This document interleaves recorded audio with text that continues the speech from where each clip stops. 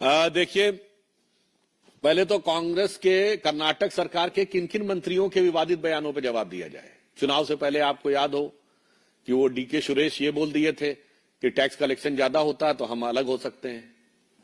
इनके PWD minister हैं सतीश जारकीहोली, जब कार्यकारी अध्यक्ष थे तो बोले थे हिंदू शब्द गंदा है। खड़गे जी के बेटे हिंदू धर्म के बारे में क्या क्या बोल चुके हैं। अब रही बात सावरकर की, तो मैं स्वतंत्र वीर सावरकर के संदर्भ में कांग्रेस को सिर्फ इतना याद दिलाना चाहता हूं कि स्वतंत्र वीर सावरकर भारत के इतिहास के इकलौते स्वतंत्रता संग्राम सेनानी थे जिन्हें 2 जन्मों का कारावास हुआ था। मैं चुनौती से कहता हूं कांग्रेस का कोई एक नेता बताए जिसको 2 जन्मों कारावास हुआ और उन्हें काला पानी हुआ था। मैं चुनौती से कहता हूं कांग्रेस का राष्ट्रीय अध्यक्ष स्तर का एक व्यक्ति बताए स्वतंत्रता आंदोलन में जिसे काला पानी हुआ हो।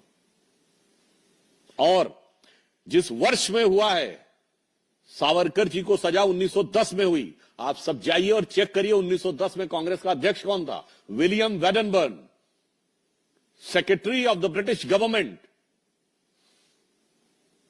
ब्रिटिश सरकार के हुक्मरान के पैरों तले बैठे थे 1910 में, जिस वर्ष ब्रिटिश सरकार वीर सावरकर को अपना सबसे बड़ा दुश्मन मानकर काला पानी की सजा दे रही थी। मुझे लगता है बस ये तथ्य काफी है ये बताने को कि जिन लोगों ने, जिनके कभी राष्ट्रीय स्तर के किसी नेता ने, आप बताइए, जो अंग्रेजों की गोली से मारा गया हो।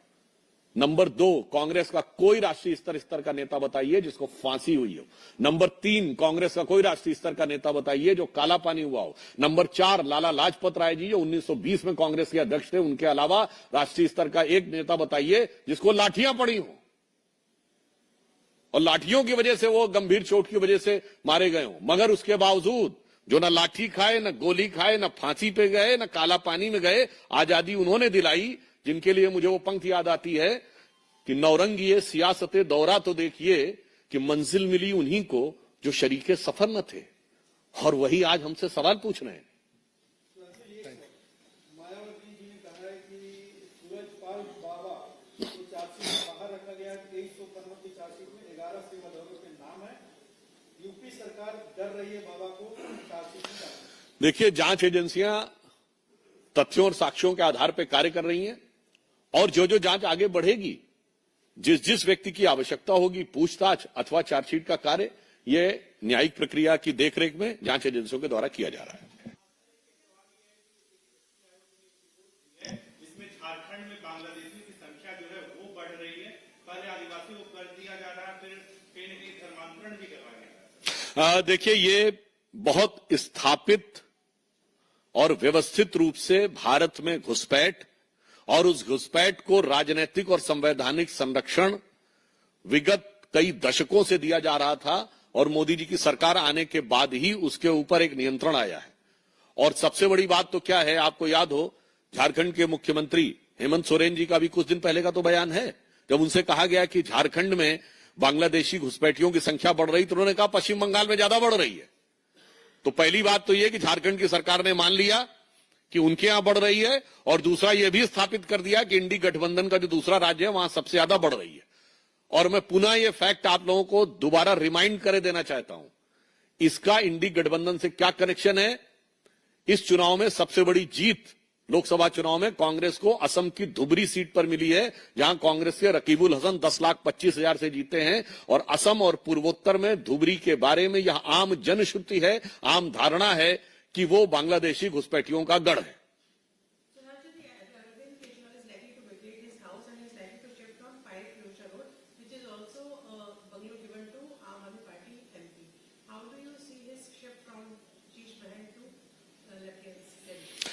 मैं सिर्फ ये कहूंगा कि जो शीश महल ने उनके अंदर के ख्वाबों को जिस तरीके से शीशे की तरह साफ कर दिया है, अब वो कुछ भी कर लें, मुझे लगता है अब वो बात बनने वाली नहीं है।